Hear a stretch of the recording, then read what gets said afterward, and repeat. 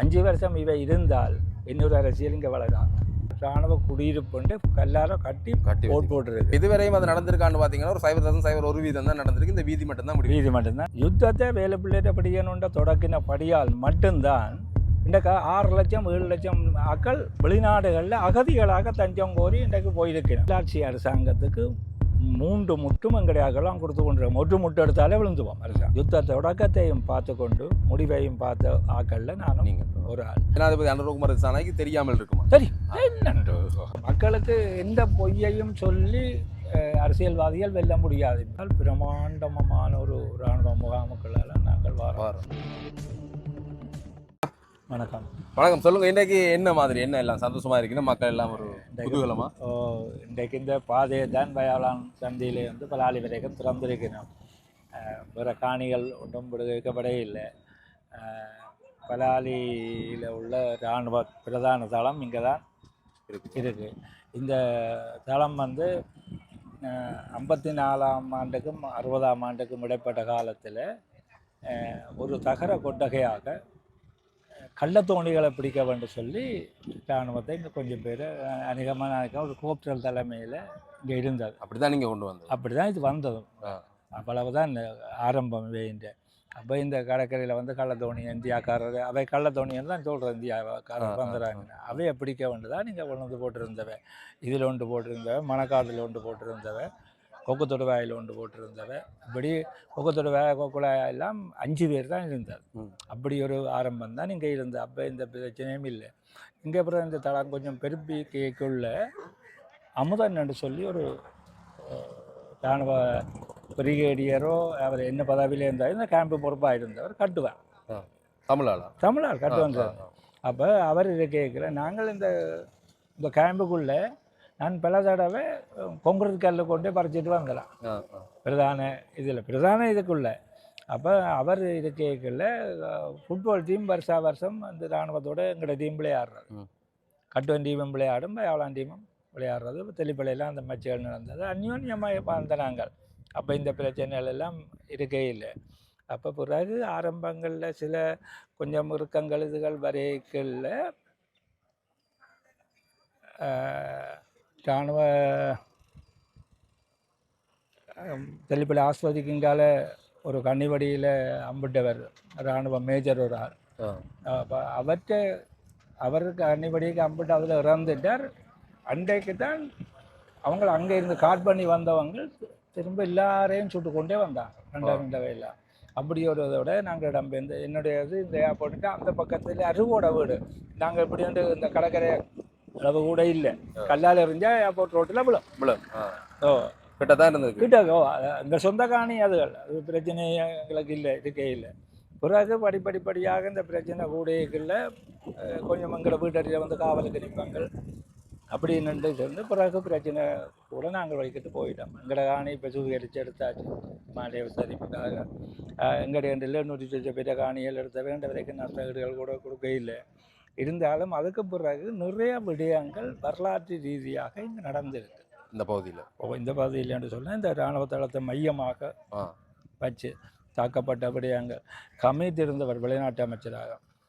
அவர் 93-94 எனக்கு ஆண்டு சரியாக ஞாபகம் இல்லை. வந்து மற்ற ஆக்களோட பேச்சுவார்த்தை குற்றவாக்களோட நடத்திட்டு திரும்பி வரைக்குள்ள அங்கே எது பேச்சுவார்த்தை முடிவடைஞ்சிருதாகும். அவர் வந்துடுற அங்கேயில் அவரை இந்தியாவில் வர விடாமல் செல்லடிச்சு அவர் இந்த இதுக்குள்ளே ஒரு நாள் இருந்துட்டார், போகலாம். அப்படித்தான் பிறகு இந்த யுத்தங்கள் தொடங்கினது. யுத்தங்களில் 2 பேரையும் பாதித்ததான் எங்களுக்கு பொதுமக்கள் நிறைய பேர் பாதிச்சினாங்க. அந்த காலத்தில் வாழ்ந்த நிறைய பேர் இல்லை, பார்த்து மகிழ்றது கூட இல்லை. இப்போ பார்த்துட்டு கூட மகிழ முடியாமல் இருக்க வேண்டாம். அங்கே இருந்து வந்த நான் ஆறுதலாக 2 பக்கத்தையும் போடுறேன். எனக்கு இடங்கள் தெரியல. ஐயர் வீடு என்று சொல்லி ஒரு ஹாஸ்பிட்டல் இருந்தது. அவர் பிராமணியார். அவருடைய அந்த இருந்த இடம் கூட சரியாக தெரியல. இதில் ஒரு பெரிய பில்டிங் இருந்தது, அலெக்சாண்டர் என்று அவற்றை பிள்ளை அலிங்கத்திலாக்கள் ஒரு அப்சர் பில்டிங், கடைகள் எல்லாம் இருந்தது. அந்த பில்டிங்கள் ஒன்றும் இல்லை. இப்போ நான் இந்த 2 பக்கமும் பார்க்கல தென்னம் தோட்டம் இருக்குது. இதெல்லாம்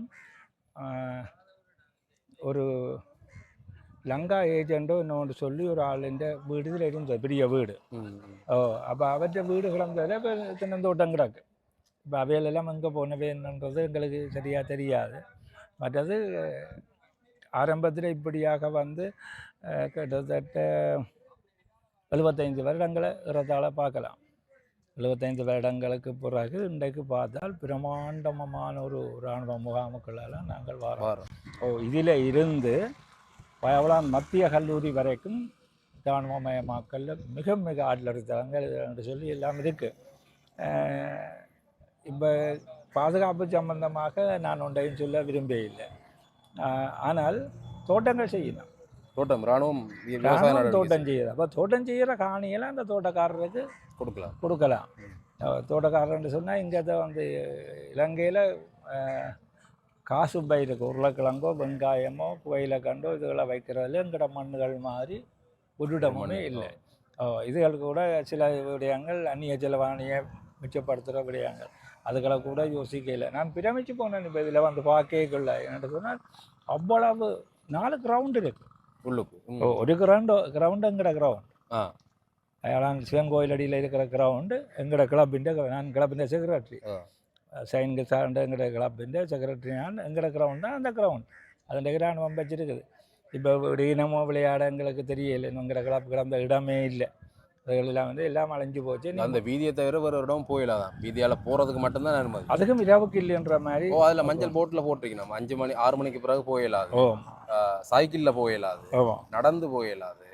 அப்புறம் அதை விட இராணுவ குடியிருப்பு பகுதின்னு தான் இதுக்காக பேர் வச்சிருக்கு. இப்போ பிரச்சனை என்னென்னு சொல்லி சொன்னால் அதுவும் இப்போ வைக்கல. பிரச்சனை என்று சொல்லி சொன்னால் பிரச்சனை என்று சொன்னால் வயவளான் மத்திய கல்லூரிக்கு முன்னால் ஒரு கிட்டத்தட்ட ஒரு 40 இடத்துல பெரிய அதில் இராணுவ குடியிருப்புண்டு கல்லார கட்டி போட்டிருக்கு. இதுவரை காலமும் இந்த இடத்தை விடாததுக்கு ஒரு மான பிரச்சனையாகத்தான் நான் பார்க்குறேன். அதுக்குள்ளால நாங்கள் வாரதை இராணுவம் விரும்பியலோ அரசு விரும்பியலோ என்ன யதார்த்தம் எனக்கு தெரியாது. அவர்கள் வந்து அதை தங்குற இடமாகவே வச்சிருந்தீங்க. அடுத்ததில் இதில் ஒரு துர்பாக்கியமான விடயம் என்னென்று சொல்லி சொன்னால் கிட்டத்தட்ட இந்த இடங்கள் பிடிபட்டு 40 வருஷம் ஆகுது. 40 வருஷ சர்வீஸில் எந்த இராணுவமும் இங்கே இல்லை. 40 வருஷ சர்வீஸில் இங்கே அரசியல்வாதிகளும் இல்லை. அரசியல்வாதிகளுக்கும் இதுன்ற சரியானது தெரியாது. இராணுவத்தில் உள்ளவை இராணுவம் என்று நினைக்கிறது தங்கட காணி என்று நினைக்கிறது. வந்து போகிறது. இதன் எங்கட காணிக்கு என்னத்துக்கு வரையினம் என்னத்துக்கு விடுகினம். அது இராணுவத்துக்கு விரும்பினவையும் இருக்கலாம், விருப்பம் இல்லாதவையும் இருக்கலாம். அவை மேலிடத்தை கட்டுப்பட்டு விட சொல்லி சொன்னால் விடத்தான் வேணும். இப்போ வெறும் பாதையை விட்டுருக்கணும். சந்தோஷம்தான் நாங்கள் இல்லைன்னு சொல்லி ஏன்னு சொன்னால் இதால் தான் முந்தி கேஸ் வரைக்கும் பஸ் ஓடுங்க. இப்போ பகலுக்கு தானே பஸ்ஸோட விடுவினோட தான் நினைக்கிறேன். இப்போ என்ன இதுக்குள்ளே இதிலும் வேளாண் சந்தைக்கும் இடையில நின்று ரயிலாது ஆக்கள் குடியிருப்பு வேளாண் சந்தைக்கு அங்காலம் இங்காலம் தான் என்று சொல்லி தான் விடுவினேன். விட்ட விடயங்களில் எனக்கு சொல்கிறதுக்கு அரசியல் ரீதியாக நான் சொல்ல விரும்பவே இல்லை. இப்போ இந்த அரசியல் ரீதியாக நாங்கள் பார்க்கல. இப்போ ஜனாதிபதியாக பதவியேற்றதுக்கு பின்னர் வந்து பாராளுமன்ற தேர்தலுக்கு முன்பகுதியில் அந்த ஒரு சிறிய துண்டு வீதி விட்டுருந்த அந்த வசாவலான் சந்தையிலேருந்து அச்சுவேலிக்கு போகக்கூடிய அந்த வீதி விட்டுருந்தாங்க. இப்போ இந்த உள்ளூராட்சி சபை தேர்தல் வரைக்கும் அந்த அச்சுவேலி அந்த வசாவலான் சந்தையிலேருந்து பலாளி சந்தைக்கு வர அளவு இந்த இடத்தை விட்டுருக்கேன். இப்போ தேர்தலை நோக்கமாக கொண்டு தான் இதில் நடைபெறுகிறதா இல்லை. இப்போ நீங்கள் சொல்கிறது ஒன்று என்ன சொன்னால் அரசியல் என்றது ஒரு மக்களின் பொருளாதார ஆய்வு. அதுக்குள்ளே இதுகளெல்லாம் வரும். சரி, இவ எந்த அரசாங்கம் இருந்தாலும் தேர்தல் காலங்களை தங்களோட உத்திகளை பயன்படுத்தி தான் வெல்லுறது. மக்களுக்காக சேவை செய்கிறவ அரசியலில் வெற்றிக்காக நிற்க மாட்டேன். தங்களோட சேவை சரியானதை செய்வினம். ஏற்றுக்கொள்றதும் ஏற்றுக்கொள்ளாதும் எங்களை விடயங்கள். நீங்கள் சொல்கிறது சரி. இது எனக்கு இப்போ ஒரு 15 நாளைக்கு முன்னுக்கு தெரியும். இதை விட போயினோம் இந்த தேர்தலுக்கு முன்னுக்கு விடுவினோம் என்றது தெரியும். அடுத்தது ஜனாதிபதி தேர்தல் முடிஞ்சு பொது தேர்தல் வரைக்குள்ள நாங்கள் கூட ஒரு 2 இடம் தான் கிடைக்கும்னு நினைச்சேன். சரியா, நான் எல்லா கட்சிகளையும் ஒரு கணிப்பு வச்சிருந்தேன். நான் என்னுடைய பேட்டியிலும் சொன்னேன் 2 தான் கிடைக்கும்னு நினைச்சேன். 3 கிடைச்சது பெரிய சாதனை. ஏன்னா மக்கள் அவ்வளோக்கு மாறிட்டான். இப்போ மக்களுக்கு எந்த பொய்யையும் சொல்லி அரசியல்வாதிகள் வெல்ல முடியாது. இப்போ யுத்தம் தொடங்கியகளில் 12% 14% இருந்த மக்களின் அரசியல் அறிவு இன்றைக்கு 55% 60% ஆயிருக்கு வடக்கு கிழக்கில். ஆனபடி இப்போ நான் இப்போ இதில் சூரியனுக்கு சொன்னேன், நீங்களும் நாங்களும் சொல்கிறதில் மக்களுக்கு வடிவாக தெரியும். போன முறை பொது தேர்தலில் நான் ஒரு பொழுது ஏஜெண்டாக ஒருத்தர் இருக்கிறேன், எனக்கு தெரிஞ்சாக்கெல்லாம் வந்து ஓட் பண்ணிட்டு போயின்னு நான் கேட்குறேன், என்ன யாருக்கடா போட்டேன் நீங்கள் அதுக்கு என்ன பிறகு எல்லாம் சொல்கிறோம். அப்போனே தெரியும் அவங்க மாறித்தான் போட்டுட்டு வராங்க. மாறி போடையில் அவங்க விரும்பி தான் போட்டது. அது மாதிரி நீங்கள் சொல்கிற காரணங்கள் இதாக இருக்கலாம். இப்போ அப்படி பார்க்கலையும் இந்த அரசாங்கமும் சொன்ன வாக்குறுதிகளை வந்து கணக்க நிறைவேற்றாமலே அப்படியே இல்லை. பிரச்சனை என்னென்னு சொன்னால் தம்பி, வாக்குறுதிகளை சொல்லுறது சுலபம், சரி, நிறைவேற்றுறது கஷ்டம். இது நான் முதல் பேட்டியிலே சொல்லிட்டேன். தூக்க மாட்டாத சுமையை தூக்கி வச்சிருக்கணும். இதை ரக்குவினம்ன்ற நம்பிக்கை ரொம்ப கஷ்டமானது. என்னோட வாக்குறுதியை சொன்ன நபர் இலங்கையில் இருக்கக்கூடிய உயர்மட்டத்தில் இருக்கக்கூடிய ஜனாதிபதி. இப்போ அப்படி வாரதுக்காக அவர் சொல்லியிருக்கு.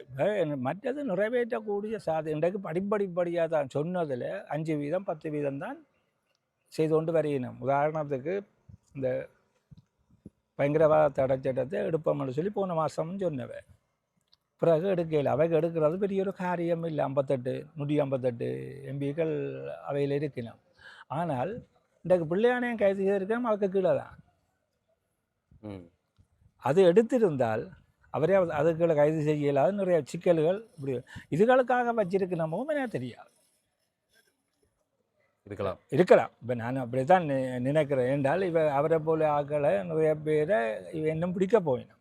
அது மட்டும் எங்களுக்கு தெரியும். அது எந்த பெரிய ஆளாக இருந்தாலும் அப்படி இருக்க தமிழ் மக்களின் எதிர்பார்ப்பாக இருக்குது. தமிழ் மக்கள் பொறுத்தவரை ஜனாதிபதி இங்கே யாழ்ப்பாணத்துக்கே வந்து சொல்லியிருந்தவர், இந்த அரசியல் கைதிகளுடைய விடுதலை, அதோட உங்களுடைய காணி உங்களுக்கே கொடுக்கப்படும் என்ற மாதிரி, மக்களுடைய காணி மக்களுக்கே தருவோம் என்ற மாதிரி சொல்லியிருந்தார். அதோட இந்த வீதிகள் தேவையில்லாத இராணுவம் வந்து இங்கே இருந்து வெளியேற்றுவோம் என்ற மாதிரி எல்லாம் சொல்லியிருந்தார். இப்போ இதுவரையும் அது நடந்திருக்கான்னு பார்த்தீங்கன்னா ஒரு 0.01% தான் நடந்திருக்கு. இந்த வீதி மட்டும்தான் முடியும். வீதி மட்டும்தான் கொஞ்சம் காணியும் அந்த சுடலை சைடில் கொஞ்சம் காணியும் முடியும். அப்படி இருக்கல மக்கள் வந்து என்ன சொல்லிடணும்டா, அதோட மெயினாக சொன்ன வந்து இந்த தேர்தலுக்கு முதல் இருந்த பிரச்சனை வந்து இந்த பார் பிரச்சனை.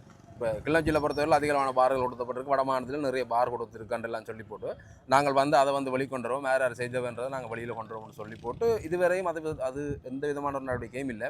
யார் கொடுத்தது, யாரால் கொடுக்கப்பட்டது, எந்த அரசியல் பிரமுகர்கள் அதுக்குள்ள இருக்கிறார்கள் என்பது தொடர்பாக எந்த விதமான ஒரு இதுன்னு சொல்லல. மக்களுக்கு அது ஒரு பெரிய மாற்றம் இல்லை. அதில் பிரச்சனை என்னன்னு சொன்னால், முந்தி இருந்ததை விட முந்தி 5% பார்கள் இருந்தாண்டா இப்போ 100% இருக்குது தமிழ் பகுதியில். அண்மையாக இதில் அவைக்கு வருமானத்தை ஈட்டி கொடுக்குறதுல அரசாங்கத்துக்கு முதலாவதாக இந்த துறை தான் இருக்குது. உண்மை. அதுக்குள்ள நெருப்புக்க கையை வச்சு சூடு பண்ணுறதுக்கு அவன் தயாராக இல்லைன்றது எனக்கு வடிவாக தெரியுது. இப்போ வெளிப்படுத்தினால் எங்களுக்குள்ள இவ்வளவோ எங்களுடைய இந்த எம்பி மாதிரி எல்லாரும் லைசன்ஸ் எடுத்தாங்க. அதை வெளிப்படுத்தினா மக்கள் வந்து அவர்களை நிராகரிக்கக்கூடிய மாதிரி இருக்கு. மக்களுடைய தெரிவு தீர்மானமான இருக்கும். இப்போ பிள்ளை செய்தவர்களை திருப்ப நாங்கள் அரியணை கொண்டு போவோம். அது சரி. இப்போ ஒத்துக்கொண்டால் விக்னேஸ்வரன் மட்டும் அதை மட்டும் ஒத்துக்கொண்டு நீங்க சொல்லுங்க. ஜனாதிபதி அனுரகுமார் திசாநாயக்கு தெரியாமல் இருக்குமா? அப்ப இது அவர் மக்களுக்கு தெரிவிக்கலாம். அதைத்தான் நான் சொல்ல. இப்போ அது ஒரு வருவாய்த்துறையை கொண்டு வர ஒரு துறை, சரியா? கொடுத்ததாக இருந்தாலும் யாரால கொடுக்கப்பட்டது? இப்போ அதில் வந்து வெளிப்படுத்துறதுல சிங்கள பெரும்பான்மையினத்தவை ஒரு தரம் பாதிக்கப்பட போகிறது இல்லை. எங்களில் உள்ள அரசியலில் நிரந்தர நண்பனும் இல்லை, நிரந்தர எதிரியும் இல்லை. எதிரில் இருக்கிற ஆக்களையும் இதில் நான் பெரிய ஆளாக இருந்தால் என்னென்று பார்க்குறேன். இவன் ஒரு நேரம் எனக்கு தேவைப்படலாம், சரியா? அது இவர் தேவைப்படலாம், இல்லாட்டி மற்றவர் தேவைப்படலாம், இவருக்கு எதிராக நிற்கிறவர் தேவைப்படலாம், சரியா? அதுகளுக்காக அவைக்கு கொடுத்ததுகளை வழிகொணராமல் இருக்கணும். உண்மை இதுதான். எல்லாரும் எடுத்தவை. இன்றைக்கு பிறந்தலேருந்து கிளிநொச்சி முருகண்டி வரைக்கும் போகிறதுக்கு எண்ணினா எத்தனை பார் இருக்குது. அங்கே மட்டும் இல்லை, யாழ்ப்பாணத்தில் எத்தனை. இன்றைக்கு யாழ்ப்பாணத்தை ஒன்று என்னென்னு சொன்னால், உலகத்திலே முதன்மையான விடுதலை இயக்கம் புலிகள் என்று சொல்லி இருந்தார். அதே அழித்த ஒரு அரசாங்கத்தால் சாதாரண இந்த கேரளா கஞ்சாவது போத வசதியால் அழிக்க முடியாதுன்ட்டு இல்லை. இப்போ ஒன்று என்னென்னு சொன்னால், நாங்கள் இல்ல ஒரு திருத்தம் உண்டு, அது அரசாங்கம் அளிக்கல, பல உலக நாடுகள் சேர்ந்து தான் இங்கே அந்த அழிப்பு அது வேற அது வேறு. அது இப்போ அதை நான் சொல்லிக்கொள்றேன். இல்லை நீங்கள் அதை சொல்லி இப்போ எங்களுடைய அகலம் ஒரு கூட்டத்தில் பேசிக்க சொல்லி 113 நாடுகளோடு எங்களுக்கு உறவு இருக்குன்னு சொல்லி சொன்னவை. ஆனால் கடைசி நேரம் ஒரு வருமாவைக்கு செய்ய இல்லை. அது அந்த அந்த அந்த புக்கை மூடுவோம், அது எங்களுக்கு தேவையில்லை. அது என்னடா யுத்தம் முடிஞ்சு எனக்கு 17-18 வருஷம் ஆச்சு. இந்த 17-18 வருஷத்தில் இருக்கிற எங்கிற தமிழ் அரசியல்வாதிகளை பற்றி கதைப்போம். இந்த விமான நிலையத்துக்கு ஏர்போர்ட் சந்தைன்னு இதில் வார சந்தையில் ஏதாவது நீங்கள் வந்தீங்க, அதுதான் பிரதான வாயில். நல்லாட்சி அரசாங்கத்துக்கு 3 முட்டும் எங்கடையாக்கெல்லாம் கொடுத்து கொண்டிருக்கோம். ஒட்டு முட்டு எடுத்தாலே விழுந்துவோம் அரசாங்கம். அப்படி இருக்கைக்குள்ள நீங்கள் அந்த அந்த பாஷையில் நீங்கள் என்னத்துக்கு மாற்றுறேன். நீங்கள் அந்த பாஷையில் தம்பி அது ஒரு பாரம்பரிய இது. இந்த பிரிட்டிஷ்காரன் காலத்தில் இந்த ஏர்போர்ட் போடப்பட்டது. சரியா? அந்த காலத்துலேருந்து நான் முந்தின பேட்டியிலும் சொல்லிக்க, நான் உங்களுக்கும் சொல்கிறேன். என்ன சொன்னால் எலிசபெத் மகாராணி வந்தவைங்க. அப்போ எடின்பரோ கோமகனும் வந்தது. ரஷ்ய விண்வெளியில் ஜூன் கார்கன் என்று சொல்லி அவர் வந்துடுறாங்கன்னு இந்த விமான நிலையத்தில். சரி, எம்ஜிஆரும் சரோயாதேவியும் வந்துடுறாங்கன்னதும் இதில் தான். சரியா? செல்வநாதார் செத்த போது தமிழக அமைச்சர் மாதிரிலாம் வந்துடுறாங்கன்னது இதில் தான். அப்போ எப்படி இப்போ ஒரு பாரம்பரியமாக இருந்த விமான நிலையத்தை சர்வதேச விமான நிலையம் ஆக்கியம் என்று சொல்லிக்கல சொல்லிக்குள்ள அந்த வாசலை கொண்டு இங்கே ஒரு வெள்ளை வாய்க்கால் செய்யுது என்றதுக்கு எங்களோட மாவே சேனாதிராயாவோ சம்பந்தனோ சுமந்திரனோ இவையெல்லாம் ஒப்புக்கொண்டு ஆக்க. 3ஆம் எங்களுக்கு அப்போ ஒரு அரசியல் பலம் இல்லாதபடியே இதை கதைக்கு எங்களுக்கு இல்லை. இப்போ எங்களுக்கு அரசியல் பலம்ன்றது சாடையாக சும்மா இருக்குது. இப்போ நான் உங்களுக்கு தனி சொல்லுவேன், மீடியாக்கள் வந்தபடியால் அவைக்கு சொல்லாத நாங்கள் உங்களுக்கு சொல்லுவோம், உங்கள் மூலம் போகும். அப்போ அதை கொண்டு அந்த பக்கத்தில் மாற்றிட்டு இன்னும் இனி இந்த பக்கத்துக்கு அது வருமன்ற நிலையில் இல்லை என்று சொல்லிச்சுன்னா, மாலைய விஸ்தரிப்புக்காக இந்தியாவோட ஒப்பந்தம் பண்ணவே இந்தியாக்காரர் தான் நிறைய அதை செய்து போட்டு அவன் தஞ்ச கணக்கில் வச்சிருக்கிறான். அதுக்கு இந்திய அரசாங்கத்துக்கும் இலங்கை அரசாங்கத்துக்கும் உள்ள பிரச்சனை. எங்களுக்கு ஏன் இந்த வாசலை மாத்திரம் நீங்கள் அது இந்த 17 வருஷத்தில் எங்கட தமிழ் அரசியல்வாதிகள் சுயநலமாக வாழ்ந்துட்டு நான் அதால தான் இப்போ தோத்து கொண்டே போயினோம். இப்போ முடிசூடாமன்னன் மாதிரி இருந்த எங்கட ஒரு ஜனாதிபதி சட்டத்திரணி இந்த முறை தோத்தே போனேன். அவர் தான் வேட்பாளரை கொன்றேகளை சொன்னவர். தோத்தவை ஒருத்தரும் கேட்கலாதுன்னு தோத்தவை ஒருத்தரும் கேட்கலான்னு சொல்லி போட்டு அவர் கேட்டார், தோத்துட்டார். ஆனால் அவர் பின் கதவால் புதுக்காலம் வந்தது மாதிரி இப்போ எந்த வேதோட்டுக்கு வார உங்களை நாங்கள் கேட்குறோமா தம்பி? ஒன்று என்னென்னு சொல்லுச்சுன்னா, அரசியலில் ஒரு ஜென்டில்மேன் தனம் வேணும். நீங்கள் தோதா உங்களுக்கு உத்தியோகம் இருக்கும், தாராளமாக உழைக்கக்கூடிய வழி இருக்குது, அதை பார்த்து கொண்டு இருக்கும். நாங்கள் உங்களை இழுத்து கேட்குறோமா, எனக்கு வாருங்க இதை செய்யுங்கன்னு சொல்லி இல்லை. இப்போ இந்த என்பிபி அரசாங்கத்தை நாங்கள் இழுத்துனாங்க வர சொல்லி. மக்களுடைய மனதில் எண்ணம் இருந்தது. நீங்கள் செய்த துரோகங்களால் தான் அந்த 3 தேசிய பட்டியல் மூலம் 4 பேர் கிடைச்சது. உண்மை. என்பிபி அரசாங்கத்துக்கு இங்கே ஓட் கிடைச்சது காரணம் எங்கள் தமிழ் அரசியல்வாதிகள் வந்து சீரான முறையில் இல்லை, மக்களுக்குரிய நம்பிக்கையை கொடுக்க இல்லை. 17 வருஷம் கொடுக்க இல்லை. அதனாலதான் நீங்க அவர்களுக்குரிய பேரெழுச்சி அது வந்ததுன்றது. மற்றபடி நம்பியோ அல்லாட்டி இவர்கள் செய்வார்கள் நம்பி அப்படி இல்லை. அது நீங்க சரியா சொல்றீங்க, 100% கரெக்ட். அது விஷயம். ஆனால் இருந்தும் ஒரு இப்போ காலையில் எழும்புறம் கிழக்கு வானம் வலிக்க சிவப்பு இருக்கு, எங்களுக்கு ஒரு நம்பிக்கை இருக்குது சூரியன் வரப்போகுதுன்னு. அது சில வேளை முகங்கள் மூடி மறைஞ்சும் போகலாம், உடனேயும் வரலாம். அப்படி ஒரு நிலையில தான் இது வந்தது. மற்றபடியாகவே நாங்கள் விரும்பி கூப்பிட்டாக்கள் இல்லை. இவையல் செய்த துரோகங்களால் இவைன்ற துரோகங்களை நிமித்தி இவை கொன்றேலாது. ஒரு புதிய ரத்தங்கள் இவைக்குள்ள வந்தால் மட்டும்தான்.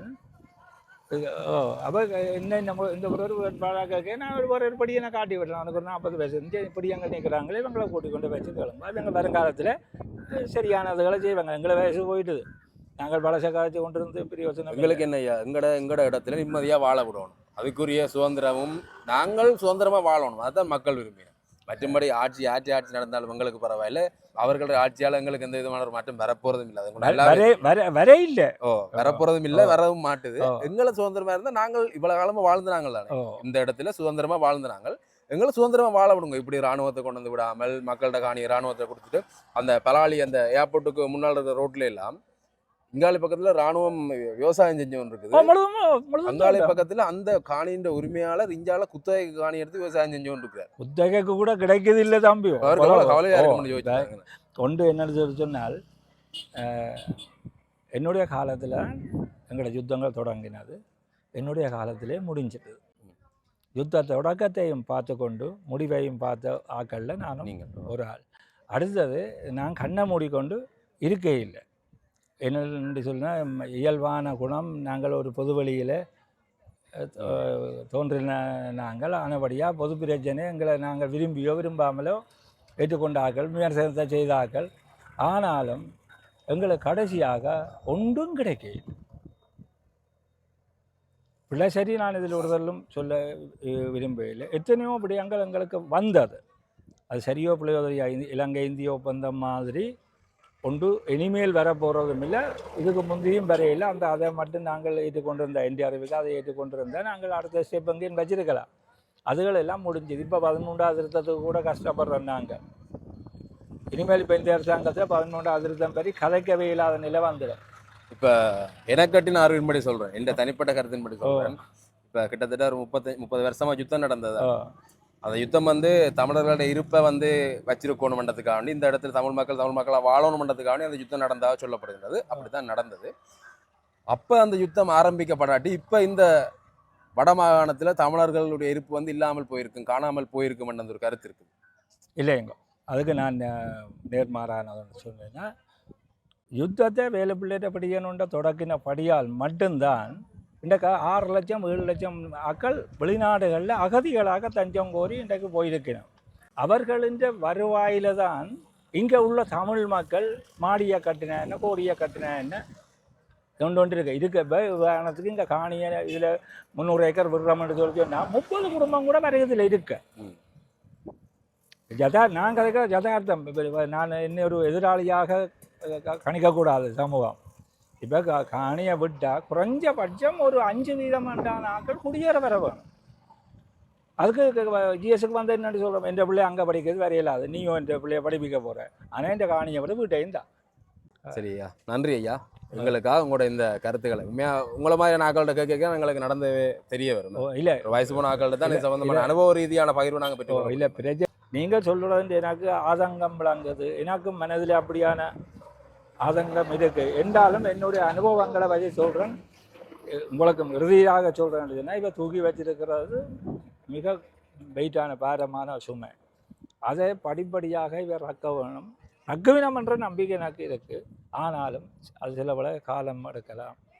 அடுத்தது ஒரு நப்பாசை இருக்கு இந்த இப்போ இருக்கிற அரசியல்வாதிகளுக்கு, இவையை முடிச்சுட்டு தாங்கள் வரலாம் என்று ஒரு நப்பாசை இருக்கு. இல்லாட்டி ஒரு 5 வருஷம் தானே வேண்டிய ஆட்டம் என்று நினைக்கலாம். 5 வருஷம் இவை இருந்தால் இன்னொரு அரசியல் இங்கே வளராது.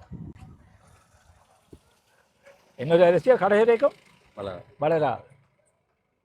அது தமிழர் அதில் பண்ணான்னா பெரும்பான்மையான அதில் பண்ணான்னா ஏண்டா இப்போ இதே போக்கு. இப்போ இன்றைக்கு உதாரணத்துக்கு ஒரு ஜனாதிபதி அவர் ஷோவுக்கு வரையில்லை, ஒரு சிக்னலில் வார காரில் நிற்கிறார், சிக்னலில் நின்று தான் போகிறார், தான் இறங்கி தன் கார் கதவை தான் திறந்து விட்டுட்டு வாரார். இதில் இப்போ தான் போனவன் அவன் இன்னொரு கட்சியின் பிரதேச சபை உறுப்பினர். இவனோட தான் நான் போயிட்டு வந்தேனான் கொழும்புக்கு. 2 முறை உள்ளால் வந்தேனான். உள்ளால வரைகள் ஆனமோட வாழ வரைகளில் நான் இடத்தை காட்டி இவனுக்கு சொல்லுறேன், இவன் வர போகிறார் ஜனாதிபதியாக. இவன் பைத்தியக்கார இவனாக்கு சும்மா நீ இன்னும் பழசிலான்பாள் இல்லையடா. இந்தியரோ வேறு ரகசியமாக கூப்பிட்டாங்க கதைச்சிருக்குது. எங்கட நாட்டில் எந்தெந்த உளவுப்பட நிற்கிறது ஒருத்தருக்கும் தெரியாது, இலங்கை அரசாங்கத்துக்கே தெரியாது. ஆரோலாம் நிற்கிறாங்க தம்பி. நாங்கள் அந்நியர் மாதிரி தான் வாழ்கிறோம். அவனுக்கு தான் முழு விடயங்களும் தெரியுது. அது மாதிரி 2ஆம் முறை வரை கைவன் பார்த்துட்டு சொன்னான், நீ சொன்னது சரி, அதுதான் பெறுவேன்.